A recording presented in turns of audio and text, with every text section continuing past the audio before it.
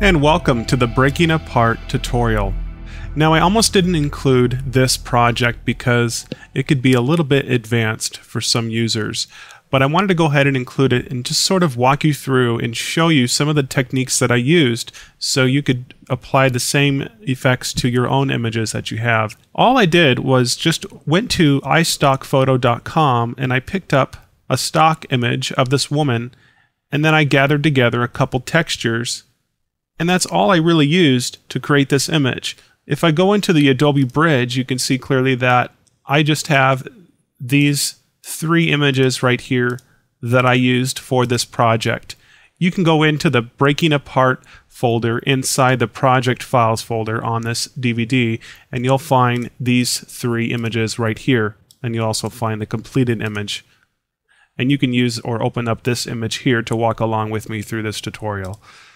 So the first thing I'm going to do is deconstruct this image so you can see exactly how I created it. And then later on I'll show you some techniques that you can use to create this breaking apart effect. I'm going to go over to the layers palette, and you can see here that I have several layers. What I'm going to start to do is start making these layers invisible, just one by one. I'm going to remove the color overlays and the shadow. And what you'll start to see happen here is I'm going to reveal the original image. I'm removing the textures and the masking and some of the other larger pieces on the image, some of the shadows and the image adjustments here. And now we're back to our original image. And this is just what I started with.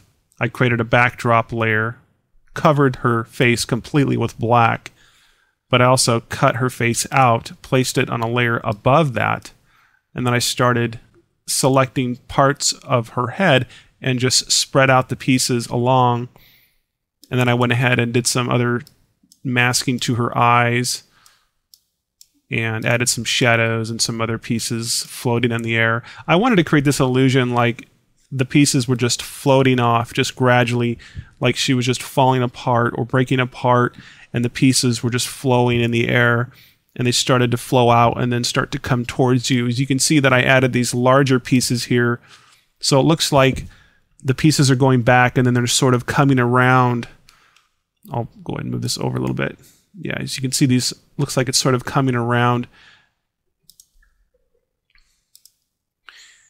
And then I applied some textures to it.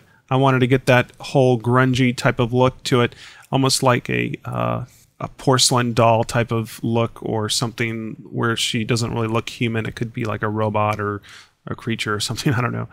But I also added some dirt textures, like some cracked mud texture in there.